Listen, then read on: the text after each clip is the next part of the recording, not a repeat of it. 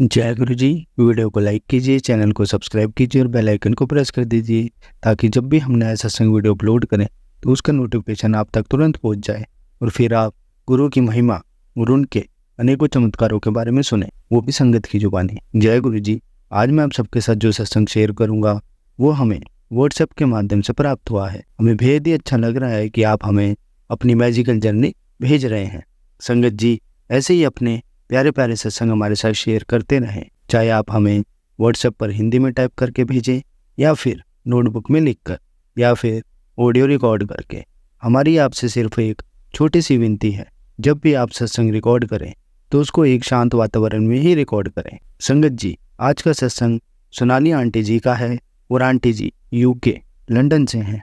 चलिए आज का ये सत्संग हम आंटी जी के बोले हुए शब्दों में ही हम सब सुनते हैं। बहुत ही अद्भुत सत्संग शेयर करा है आंटी जी ने। जैसा आंटी जी ने सत्संग हमारे साथ शेयर करा है वैसे ही आप सबके साथ इस सत्संग के माध्यम से आज साझा करने जा रहे हैं। इसलिए आप सभी संगत सत्संग के अंत तक बने रहना और सत्संग को बहुत ध्यान से सुनना और सत्संग को बीच में ना छोड़ें, क्योंकि सत्संग सुनने वाले का भी कल्याण होता है और सत्संग करने वाले का भी। और हो सकता है जो आप आज सत्संग सुने उससे आपको भी अपने कई सवालों के जवाब मिल जाए। चलिए सत्संग शुरू करते हैं। जय गुरु जी। जय गुरु जी संगत जी, जय गुरु जी, शुक्राना गुरु जी, अनंतम अनंतम शुक्राना गुरु जी। मेरा नाम सोनाली है, मैं यूके से बोल रही हूँ। मेरा ये तीसरा सत्संग है गुरु जी का। बहुत लंबे टाइम से सत्संग करने की कोशिश कर रही थी कि अपना शेयर करो। बार बार गुरु जी के मैसेजेस आ रहे थे कि पुत्र अपना शुक्राना सत्संग शेयर कर, पर चाहते हुए भी नहीं हो पा रहा था। कभी कुछ कभी कुछ कभी कुछ, पर आज गुरु जी के आशीर्वाद से ये एनर्जी मिली है कि मैं अपना सत्संग शेयर कर पाऊँ। गुरु जी का सत्संग शेयर करने से पहले मैं मंत्र जाप करना चाहूँगी। ओम नमः शिवाय, शिव जी सदा सहाय। ओम नमः शिवाय, गुरु जी सदा सहाय। ओम नमः शिवाय, शिव जी सदा सहाय। ओम नमः शिवाय, गुरु जी सदा सहाय। ओम नमः शिवाय, शिव जी सदा सहाय। ओम नमः शिवाय। संगत जी जैसे कि गुरु जी कहते हैं अपना सत्संग शुरू से शेयर करो और शॉर्ट में शेयर करो। मेरा तीसरा सत्संग है, फिर भी मैं थोड़ा शुरू से शेयर करना चाहती हूँ। मैं दिल्ली की रहने वाली हूँ। मैं Bengali, I am a Bengali girl. I was married like from last 14 years with 2 daughters। मेरी 2 बेटियाँ हैं, एक 13 ईयर्स की और एक 10 साल की। हम लोग 2019 में यूके मूव हुए। I am a dentist. यहाँ पे मैं यूके में डेंटल हाइजीनिस्ट और थेरेपिस्ट का काम कर रही हूँ। I was married for 14 years but I was not happy with my married life. UK आने के लिए बहुत स्ट्रगल किया। मैं गुरु जी के साथ गुरु जी के बड़े मंदिर जाना 2017 में शुरू हुई अपने ब्रदर इन लॉ के थ्रू। मेरे ब्रदर इन लॉ के फ्रेंड्स ने उन्हें बताया था, उनके साथ गुरु जी के बड़े मंदिर जाना शुरू हुई। तब हम दिल्ली में ही रहते थे। तब गुरु जी के मंदिर जाना ना एवरी वीक होता था, एवरी फ्राइडे मेरा क्लिनिक होता था। क्लिनिक के बाद वी यूज्ड टू गो बड़े मंदिर। पर तब संगत जी बड़े मंदिर जाते हुए मेरा इतना गुरु जी के साथ कनेक्शन नहीं हुआ था। उस time I was trying to do my masters, apply for my masters from UK, from university of Sheffield. तो मैं सारे एप्लीकेशन फॉर्म्स और यहाँ पे अपने डेंटिस्ट्री प्रैक्टिस करने के लिए सारे एप्लीकेशन फॉर्म्स भर रही थी और गुरु जी के मंदिर जा रही थी। पर मैं गुरु जी के साथ कुछ कनेक्शन नहीं था। हम बस जाते थे, घूम के आ जाते थे, दर्शन करते थे, लंगर किया, अच्छा खाना खाया, आ गए। कोई कनेक्शन नहीं था। बस मुझे नहीं पता था कि गुरु जी के मंदिर में जाने से, और पता नहीं गुरु जी का हमारे कितने जन्मों से हमारे साथ कनेक्शन है। मुझे नहीं पता था कि गुरु जी के मंदिर में जाने से ही गुरु जी का आशीर्वाद, पता नहीं दूर से ही देखने से, गुरु जी की सोच लाने से ही गुरु जी अपना ब्लेसिंग देना शुरू कर देते हैं। तो देखते ही देखते विद इन 1.5 ईयर मेरा यूके का हो गया। मैं मूव हो गई अपना पोस्ट ग्रेजुएशन करने के लिए।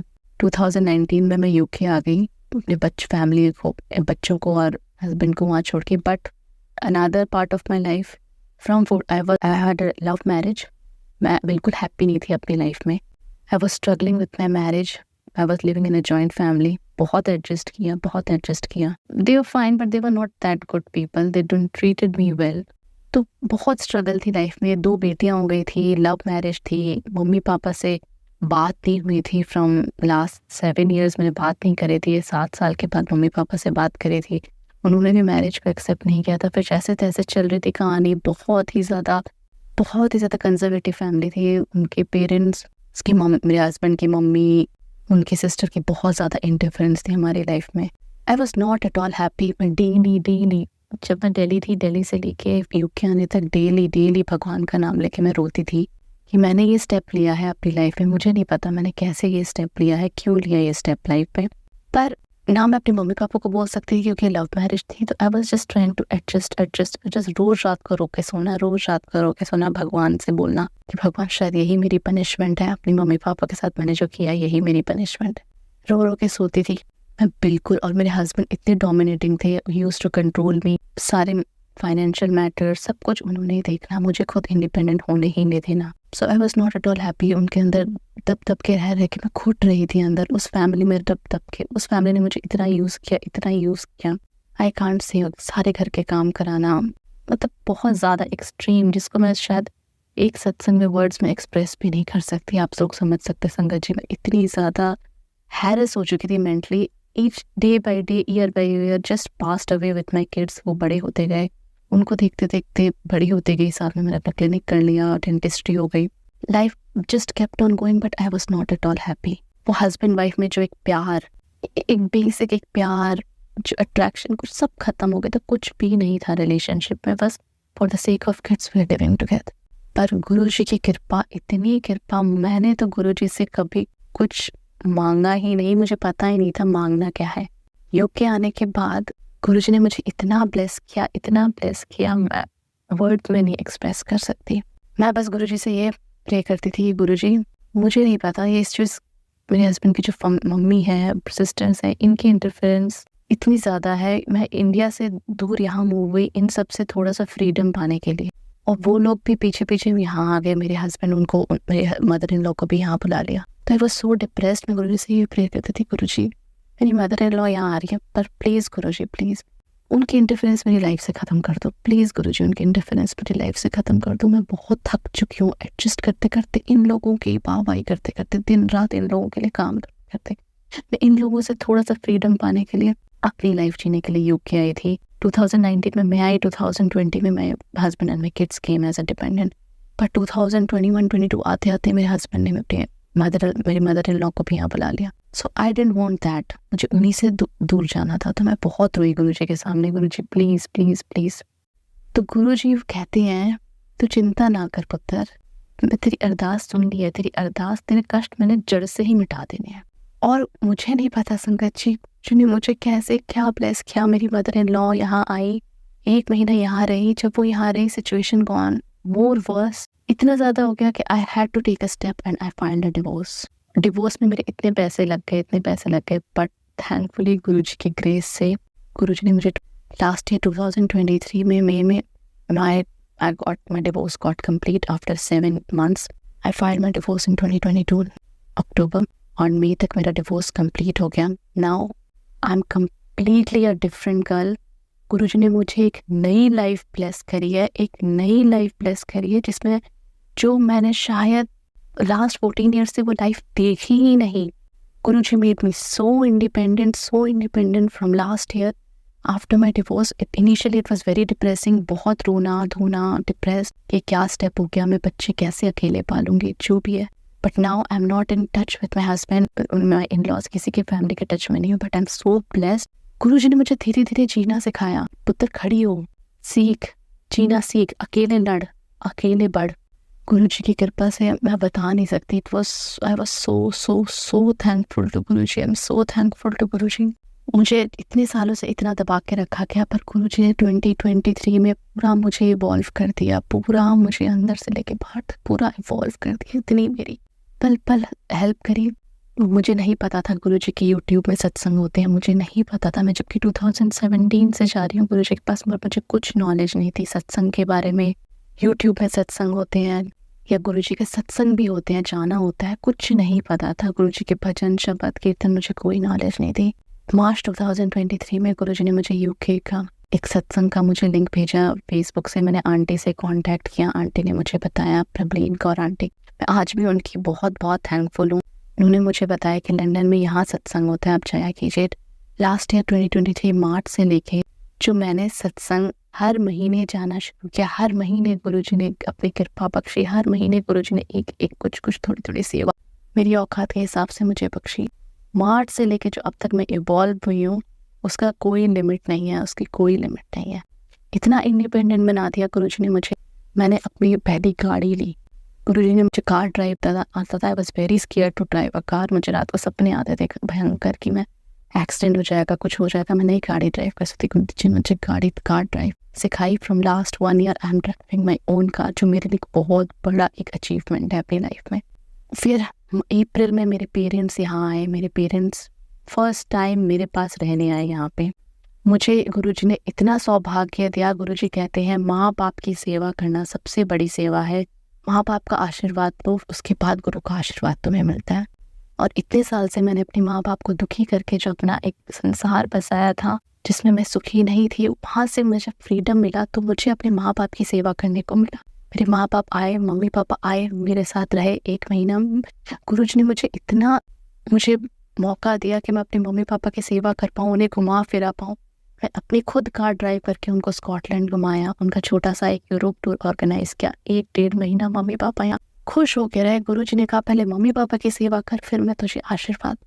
उसके बाद हर महीने गुरुजी लास्ट ईयर मुझे ब्लेस करते गए। अप्रैल में गुरुजी ने मुझे ये किया, मम्मी पापा की सेवा कराई। मार्च से जब से सत्संग जाना शुरू किया, एक महीना मैं आपको बताऊंगी गुरुजी ने कैसे कैसे मुझे अब तक। फिर उसके बाद नेक्स्ट मई में गुरुजी ने मुझे ब्लेस किया। मैं डेंटल एग्जाम्स यहाँ देने थे, क्योंकि यहाँ पे मैं करंटली हाइजिनिस्ट के तौर पे काम कर रही हूँ। मुझे अपने डेंटल एग्जाम्स देने थे, जो कि मैं इंडिया से ट्राई कर रही हूँ 2018 से देने के, क्योंकि सीट्स बहुत कम है और कंपटीशन बहुत ज़्यादा है, तो सीट्स ही नहीं मिलते। तो वो 2 पार्ट्स में होते हैं exam, part 1 and part 2। ORE part 1 part 2। मई में गुरुजी ने मुझे इतनी दात बख्शी कि मेरा पार्ट 1 एग्जाम 5 साल के वेटिंग लिस्ट के बाद मेरा बुक कराया। 2 महीने गुरुजी मेरे साथ थे। मैं काम पे जाती थी, बिना काम के 1 दिन मैंने छुट्टी ली, जबकि बच्चों ने पूरी एनुअल लीव ले ली इस एग्जाम के पार्ट 1 के प्रिपरेशन के लिए। अगस्त फर्स्ट वीक में मेरा पेपर था। मई से पढ़ाई शुरू करी। मई 15 से एग्जाम बुक हुआ, पढ़ाई शुरू करी। मैं रोज काम पे जाती थी। मैंने 1 दिन की छुट्टी मुझे गुरुजी ने नहीं दी। काम का लॉस नहीं होने दिया, क्योंकि मुझे अपने बच्चे भी देखने हैं। बच्चे मैं सिंगल मदर, अब मैं अकेले पालने हैं, बच्चे मेरे पास हैं। तो गुरुजी ने मुझे 1 दिन काम की नहीं छुट्टी लेनी थी। डेली मैं काम से आती थी, रात को पढ़ने बैठी थी, 2 बजे तक पढ़ती थी, अगले दिन फिर सुबह उठ के काम पे चले जाती थी। 2 महीने मुझे गुरुजी ने ऐसे, गुरुजी का स्वरूप मुझे ब्लेस हुआ था सत्संग से। मैंने बस गुरुजी का वो स्वरूप अपने सामने रख लिया मंदिर में। वही गुरुजी के सामने मैं बैठ जाती थी पढ़ने से पहले। गुरुजी का साथ लेके पढ़ती थी और रात तक गुरुजी की भजन सुनती थी। जब नींद आती थी गुरुजी का एक भजन चला लिया, सुन लिया, गुरुजी से बातें कर ली, गुरुजी मेरी हेल्प करो। करते करते करते करते गुरुजी ने मेरी कैसे एग्जाम की तैयारी कर दी और मैंने कैसे एग्जाम दिया ये खुद ही नहीं पता। और आज तक मैं सबको बताती हूँ कि मैंने एग्जाम दिया बिना छुट्टी लिए, वो भी इतना massive competitive exam. Daily 6 days working होके एग्जाम देना is just next to impossible. वो तो मेरे गुरु पा ही करा सकते हैं और कोई नहीं करा सकता, कोई नहीं कर सकता। बस गुरुजी ने मेरा अगस्त में मैंने एग्जाम दिया, सितंबर में मेरा रिजल्ट आया, आई पास्ड माई पार्ट 1। फिर इन बिटवीन गुरुजी ने क्या किया, फिर सितंबर के बाद I started all my documentation work. मेरा नेम चेंज का वर्क, जो मैसिव मेरे काम थे, गुरुजी ने वो कराया। मेरे पासपोर्ट में नाम चेंज, मेरा BRP पे नाम चेंज, जो कि मैंने ऐसे डॉक्यूमेंटेशन वाले काम आज तक कभी नहीं किए थे। मुझे कुछ नहीं आता था करना। इवन तक मुझे एयरलाइंस की टिकट तक मैंने आज तक नहीं बुक करी। सब कुछ मेरे हस्बैंड खुद करते थे, मुझे आज तक कुछ करने नहीं दिया। तो इतने बड़े बड़े मतलब गवर्नमेंट के काम, पासपोर्ट पे नाम चेंज करना, अपना बच्चों के पासपोर्ट रिन्यू कराना, there were lot of struggles. कितनी बार ऑफिस जाती थी, वापस आना पड़ता था पासपोर्ट ऑफिस। BRP गई, अपना बायोमेट्रिक्स कराया, नेम चेंज कराया, काउंसिल टैक्स में अपना नेम चेंज कराया, अपना उसमें HMRC में नेम चेंज। हर एक डॉक्यूमेंटेशन का काम गुरुजी ने 1-2 महीने कर। सारे डॉक्यूमेंटेशन के नाम चेंज कराने के बाद गुरुजी ने अक्टूबर में गुरुजी ने मुझे कहा कि पुत्र अब तुझे एक और ब्लेसिंग देनी है। पूरा 2023 गुरुजी ने मेरा ब्लेसिंग वाला भर दिया। 2023 में गुरुजी ने मुझे, हम गए, मैंने सोचा 1.5-3 साल हो गए, अपने घर, अब अपना घर लेना चाहिए। तो कुछ नहीं, मुझे कुछ नहीं पता था। मैं बस हैरो में रहती हूँ, मुझे इसी एरिया में घर चाहिए था, क्योंकि मेरे बच्चे अच्छे स्कूल में जाते हैं, मैं उनको डिस्टर्ब नहीं करना चाहती, क्योंकि वो इंडिया से भी आए, उनकी काफ़ी डिस्टर्बेंस हो गई पढ़ाई में, तो आई वांटेड वो यहाँ रहे। तो यहाँ पे मुझे चाहिए था एक अपार्टमेंट न्यू बिल्ड। मुझे ये ऐसे इंडिपेंडेंट घर पसंद नहीं है, पुराने हैं, ओल्ड बिल्ड है, प्लस सिक्योरिटी है, मैं सिंगल मदर, सिक्योरिटी का इतना कुछ नहीं है। तो मुझे एक न्यू बिल्ड अपार्टमेंट चाहिए था। मुझे यहाँ पे हैरो में आसपास इतना कुछ स्कोप नहीं है, क्योंकि मोस्टली यहाँ पे इंडिपेंडेंट हाउसेज हैं। तो बस एक दिन मैं काम से आ रही थी, मुझे दिखा ईस्टमैन विलेज, वहाँ पे सारे नए घर बन रहे हैं। Plus as a single mother starting में तो मैं अपने आप तो पूरा घर ले नहीं सकती, और वो मिल रहा था शेयर्ड ओनरशिप। बस मैं एक दिन वहाँ विजिट के लिए गई, गुरुजी की इतनी कृपा हुई, गुरुजी ने वही मकान पसंद करा दिया, 2 बेडरूम छोटा सा अपार्टमेंट हमारी फैमिली के लिए बुक करा दिया, घर का काम शुरू करा दिया गुरुजी ने। विद इन 2-3 मंथ्स अक्टूबर नवंबर तक गुरुजी ने मुझे घर ब्लेस कर दिया। अभी वो घर बुक हो गया है, घर की डाउन पेमेंट जानी है, सारे डॉक्यूमेंटेशन सब गुरुजी ने 2-3 महीने उस काम में लगाया। गुरुजी एंड ऑफ द ईयर घर गाड़ी सब ब्लेस कर दिया, मुझे इतना इंडिपेंडेंट बना दिया कि मैं यूके जैसे लंदन जैसे सिटी में अपना घर लेके अपने 2 बच्चे अकेले पाल रही हूँ, जो कि नेक्स्ट टू इम्पॉसिबल था मेरे, जिसने आज तक घर से बाहर कदम अकेले नहीं रखा होगा। गुरुजी ने मुझे इतना इंडिपेंडेंट बना दिया, इतना इंडिपेंडेंट बना दिया। फिर पूरा साल मैंने इतनी मेहनत करी, एग्जाम करा, पढ़ाई करी, कहीं घूमने नहीं गई, छुट्टी नहीं करी, काम किया। गुरुजी के बार बार मैसेज आते थे, पुत्र घूमिया फिरा कर, पैसे की चिंता ना कर, घूमिया फिर। बीच में हम एक बार बच्चों को लेके मैं समर्स में बॉर्नमouth बीच गई थी, वो तो एक छोटा सा ही ट्रिप था, तब भी पैसे की इतनी कमी हो गई थी, अकाउंट में बस 100 पाउंड थे, तब भी बच्चों ने गुरुजी ने ट्रिप करा दिया। गुरुजी ने कहा तुझ पैसे की चिंता मत कर, घूम फिर के 100 पाउंड में भी हम खूब मजे करके आए हम तीनों। अब इस दिसंबर में था मुझे पार्ट 2 एग्जाम बुक करना, मेरा पार्ट 2 एग्जाम बुक करना था, तो मुझे था कि दिसंबर में पार्ट 2 एग्जाम बुक हो जाए, जनवरी में दे दूंगी, then I done with my dental exams. पर मुझे पूरा यकीन था गुरुजी मेरे एग्जाम बुक करा देगा, बट गुरुजी की प्लानिंग कुछ और ही थी। गुरुजी नहीं चाहते थे कि मैं अभी एग्जाम दूं, गुरुजी को था कि ये साल खत्म होते होते दिसंबर आते आते मैं अपनी लाइफ इस साल पढ़ भी लिया, सारे काम भी कर लिए, डिवोर्स भी हो गया, घर भी ले लिया और गाड़ी भी ले ली, पूरी इंडिपेंडेंट हो गई। गुरुजी कहते एक चीज़ रह गई, इसका घूमना फिरना। इसने मेरी बात नहीं मानी, पूरा साल कहीं नहीं गई, मेहनत करती रही, अब इसको साल खत्म होते होते घुमाना है। गुरुजी ने मेरे और मेरे बच्चे का फर्स्ट ट्रिप प्लान किया, इंटरनेशनल ट्रिप टू टर्की। मुझे नहीं पता कैसे प्लान हुआ, बस गुरुजी ने एक दिन दिमाग में डाला कि जा टर्की घूम के आ। मैंने एग्ज़ाम बुक करने का ट्राई किया, पर अनफॉर्चुनेटली मेरा पार्ट 2 एग्ज़ाम नहीं हुआ। उसके बाद मैंने सोचा जब एग्ज़ाम नहीं हुआ तब दिसंबर में क्या करूँ, इंडिया तो जा नहीं सकते क्योंकि टिकट्स इतनी महंगी है लास्ट मोमेंट में। मैंने कहा छोड़ो, घर पे बैठ जाएंगे, छुट्टियाँ हैं, कोई बात नहीं। गुरुजी ने प्लान करा दिया टर्की का, बस गुरुजी की प्लानिंग कुछ और ही थी। गुरुजी जो चाहते थे मैं घूम के आऊँ, गुरुजी नहीं चाहते थे कि मैं घर बैठूँ या अभी एग्ज़ाम दूँ। एग्ज़ाम के लिए गुरुजी कहते अगला साल पढ़ा है तब हो जाएगा, तो इस साल पूरा एंजॉय कर, तो घूम के आ।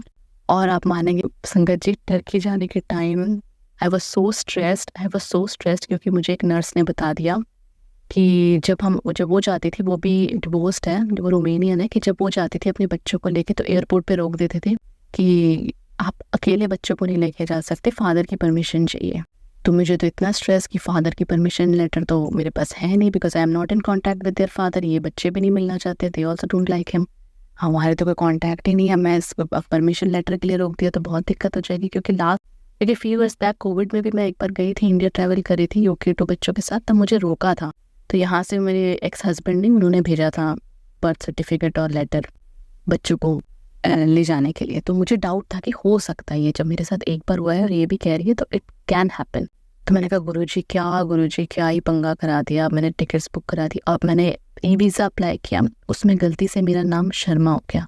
अब मेरा नाम चेंज होकर सोनाली डी है, क्योंकि मैंने पासपोर्ट में हर जगह नाम चेंज करा दिया, पर ई वीज़ा में गलती से मेरा नाम मेरा प्रीवियस नेम पे हो गया, शर्मा, सोनाली शर्मा। वो एक गलती। मैंने कहा गुरुजी क्या पंगा हो गया, प्लस गुरुजी बच्चों को लेके अकेले कैसे ट्रैवल करूँगी गुरुजी, नई कंट्री गुरुजी, मुझे नहीं पता गुरुजी कैसे ये जर्नी होगी गुरुजी, मेरे को कुछ समझ नहीं आ रहा गुरुजी। आप देखो क्या ही कर दिया गुरुजी, घर पे बैठे रहती शांति से, क्या टर्की करके जाना था, बेकार ही पंगा हो गया गुरुजी, बेकार ही पंगा हो गया गुरुजी टर्की का। और टिकट्स सुबह मेरी 8 बजे की फ़्लाइट थी, घर से निकलना था 3 बजे, बच्चों को लेके खुद ड्राइव करके एयरपोर्ट गई। एयरपोर्ट जाने के बाद मैं बता नहीं सकती, मैंने तो गुरुजी को बोला, सुबह प्रेयर किया, गुरुजी आप चलो हमारे साथ टर्की, आप ही जाओगे, अब आपने बुक कराया है ना, आप जाओगे और आप ही लेके आओगे। गाड़ी में भी मैंने गुरुजी का सीट बनाया, बच्चों गुरुजी को बैठाओ साथ में, गुरुजी के भजन चलाए। रात को 3 बजे हम निकले। एयरपोर्ट में हमने बोर्डिंग सब किया, किसी ने नहीं पूछा परमिशन लेटर का। इतने अच्छे से हम टर्की पहुंचे, और टर्की जाने के बाद मुझे लगा ई वीज़ा के टाइम वो शर्मा ना चेक कर ले, दोबारा ई वीज़ा का कुछ पंगा ना पड़ जाए, कुछ चेक नहीं किया। गुरुजी की ऐसी कृपा हुई कि आप बता नहीं सकती। मुझे पूरे ट्रिप में I can feel Guruji with me, मैं पूरे ट्रिप में गुरुजी को फील कर पा रही थी। और वो 4 दिन का ट्रिप इतना अच्छा, इतना अमेजिंग, हमने खूब मज़े किए। Paragliding, hot air balloon, boat trip, तो अपना केबल कार सब कुछ किया। वेदर दिखा रहा था बारिश होगी, गुरुजी की कृपा से इतना सनी वेदर, 22-23 डिग्री, कोई बारिश नहीं। जिस दिन हम वहाँ से निकले उस दिन बारिश। और न्यू ईयर की ईव जो गुरुजी ने मुझे ब्लेस किया, वो तो एक मेरा अलग ही सत्संग है। वो तो मेरी लाइफ का सबसे बड़ा सत्संग होगा। वो एक साथ में चल रहा है, गुरुजी वो बहुत जल्दी पूरा करेंगे। गुरुजी के मैसेजेस आ रहे हैं। जो न्यू ईयर ईव में जो गुरुजी ने मुझे ब्लेसिंग दी ना, उसके बाद से वो एक अलग ही मेरा सत्संग चल रहा है। वो सत्संग बहुत जल्दी मुझे लगता है इस साल गुरुजी पूरा कर देंगे। वो सत्संग पूरा होने के बाद वो तो मेरा ग्रैंड सत्संग होगा, वो मैं ज़रूर शेयर करूँगी आप लोगों के साथ। बस न्यू ईयर ईव में गुरुजी ने मुझे बहुत अच्छा, बहुत एक मेरी ब्लेसिंग दी मुझे, जो मैं परसों से उस ब्लेसिंग का वेट कर रही थी। वो मैं बाद में आपको बताऊंगी जब वो मेरा दूसरा सत्संग होगा, वो जब कंप्लीट हो जाएगा। वो मेरा अलग ही सत्संग चल रहा है। फिर गुरुजी का इतनी खुशी हुई मुझे, गुरुजी को साथ लेके गई। ठीक है, पल पल गुरुजी मेरे साथ थे। हम कहीं घूमने भी जाते थे ना, कार में मैं गुरुजी की सीट बनाती या गुरुजी बैठे, गुरुजी को बिठा, पैराग्लाइडिंग किया, इतने मजे किए। वो ट्रिप तो मुझे लगता है गुरुजी की ब्लेसिंग वाला ट्रिप था। कहते हैं ना गुरुजी ब्लेस करते थे, तुम ना घूमने जाना, गुरुजी ब्लेस करते हैं। गुरुजी कहते हैं जाओ घूम के आओ। और गुरुजी को कई बार जगह चेंज करनी पड़ती है तुम्हें कुछ ब्लेस करने के लिए। तो मुझे लगता है शायद मुझे वो ब्लेसिंग 31st नाइट की ब्लेसिंग देने के लिए गुरुजी ने शायद मेरी जगह चेंज करी। फिर उसके बाद से आने के बाद तो मेरी अलग ही एक लाइफ चल रही है। जनवरी जो स्टार्ट हुआ है ये साल, गुरुजी ने मुझे स्टार्टिंग में मैसेज दे दिया कि ये साल तेरा पूरा खुशियों वाला होगा, जो तुझे 2023 में नहीं मिला वो सब तेरा इस साल होगा। ये साल जनवरी स्टार्ट होती पूरी ब्लेसिंग वाली स्टार्ट हुई है। जनवरी आप मानोगे, अब मुझे कुछ नहीं पता था। गुरुजी ने, मैं सोच रही थी कि इस साल हम कहीं और घूमने जाएंगे। टर्की से आने के बाद इतना मन किया कि अब मैं कुछ और बुक कर लेती हूँ, अपना ईस्टर में कुछ और बुक कर लेती हूँ, आगे इस साल की भी पूरी बुकिंग कर लेते हैं बच्चों के साथ। पर गुरुजी का मैसेज आ गया, कोई अपनी प्लानिंग ना करना, पूरा साल मुझे सरेंडर कर दे, कुछ अपनी प्लानिंग ना। मैंने कहा ठीक, मैं कोई प्लानिंग नहीं करूँगी घूमने की, जैसा आप चलाओगे। ये मेरी जिंदगी है ही नहीं अब, ये आपकी दी हुई जिंदगी है, मेरी न्यू ब्लेस जिंदगी। आप जैसे चलाओगे वैसे ही चलूंगी, मैं कुछ बुक नहीं करूँगी।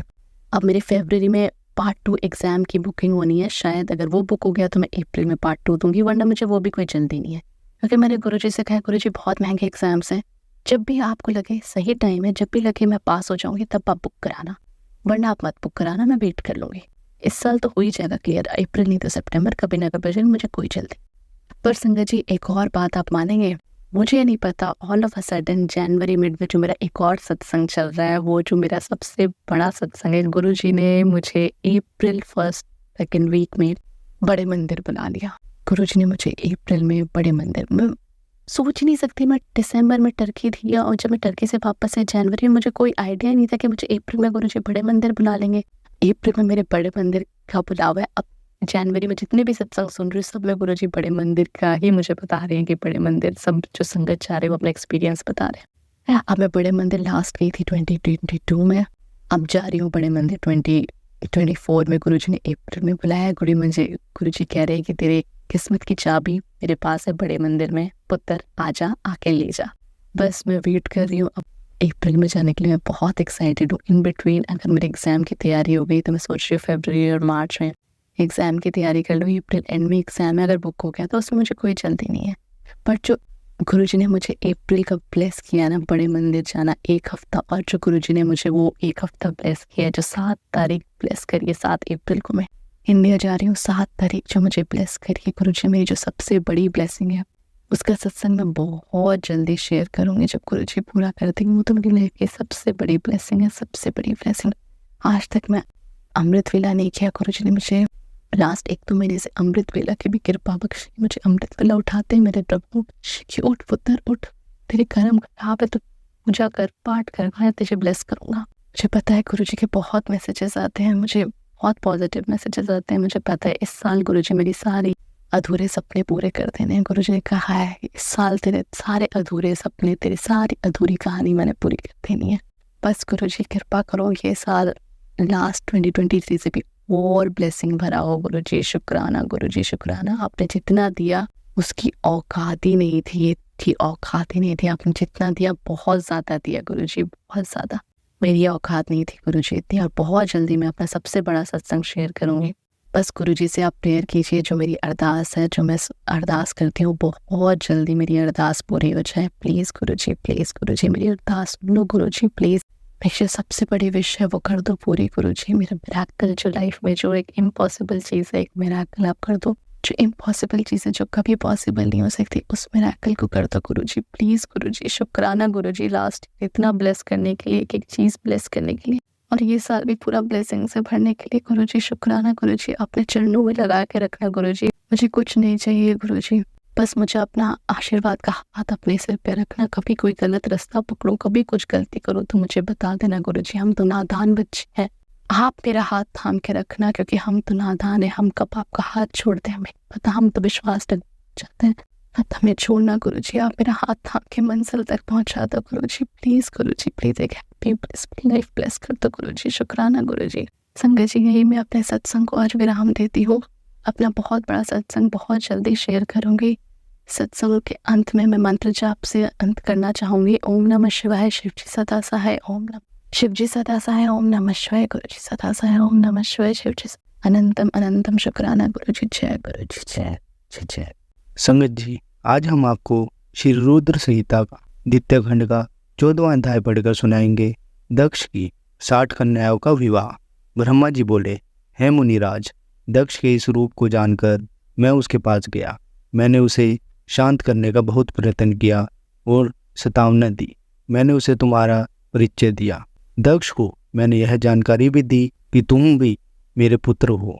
तुम मुनियों में श्रेष्ठ एवं देवताओं के प्रिय हो। तत्पश्चात प्रजापति दक्ष ने अपनी पत्नी से 60 सुंदर कन्याएं प्राप्त की। तब उनका धर्म आदि के साथ विवाह कर दिया। दक्ष ने अपनी 10 कन्याओं का विवाह धर्म से, 13 कन्याओं का विवाह कश्यप मुनि से और 27 कन्याओं का विवाह चंद्रमा से कर दिया। 2 भूतागिर्स और क्राश को और शेष 4 कन्याओं का विवाह तार्श के साथ कर दिया। इन सबकी संतानों से तीनों लोग भर गए। पुत्र पुत्रियों के उत्पत्ति के पश्चात प्रजापति दक्ष ने अपनी पत्नी सहित देवी जगदम्बिका का ध्यान किया। देवी की बहुत स्तुति की। प्रजापति दक्ष की सप्तनिक स्तुति से देवी जगदम्बिका ने प्रसन्न होकर दक्ष की पत्नी के गर्भ से जन्म लेने का निश्चय किया। उत्तम मुहूर्त देखकर दक्ष पत्नी ने गर्भ धारण किया। उस समय उनकी शोभा बढ़ गई। भगवती के निवास के प्रभाव से दक्ष पत्नी महामंगल रूपणिया हो गई। देवी को गर्भ में जानकर सभी देवी देवताओं ने जगदम्बिका की स्तुति की। 9 महीने बीत जाने पर शुभ मुहूर्त में देवी भगवती का जन्म हुआ। उनका मुख दिव्य आभा से सुशोभित था। उनके जन्म के समय आकाश से फूलों की वर्षा होने लगी और मेघ जल बरसाने लगे।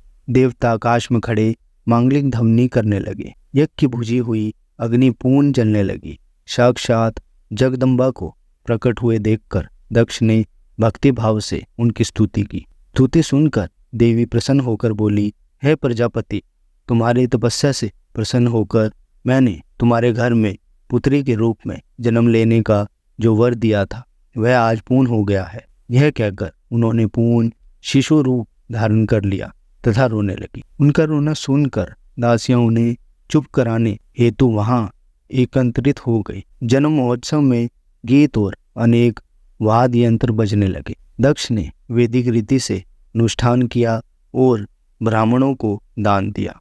उन्होंने अपनी पुत्री का नाम उमा रखा। देवी उमा का पालन बहुत अच्छे तरीके से किया जा रहा था। वह बालकपन में बहुत सी लीलाएं करती थी। देवी उमा इस प्रकार बढ़ने लगी जैसे शुक्ल पक्ष में चंद्रमा की कला बढ़ती है। जब भी वे अपनी सखियों के साथ बैठती, वे भगवान शिव की मूर्ति को ही चित्रित करती थी। वे सदा प्रभु शिव के भजन गाती थी, उन्हीं का स्मरण करती और भगवान शिव की भक्ति में ही लीन रहती। संगत जी, कल के सत्संग में हम आपको श्री रुद्र संहिता का द्वितीय खंड का 15वां अध्याय पढ़कर सुनाएंगे। जय गुरु जी। शुक्राना गुरु जी। संगत जी, अगर आपको आज का सत्संग अच्छा लगा हो तो आप इस सत्संग को और संगत के साथ जरूर साझा करें, जिससे वो भी महाराज का दिव्य आशीर्वाद प्राप्त कर सके। जय गुरु जी।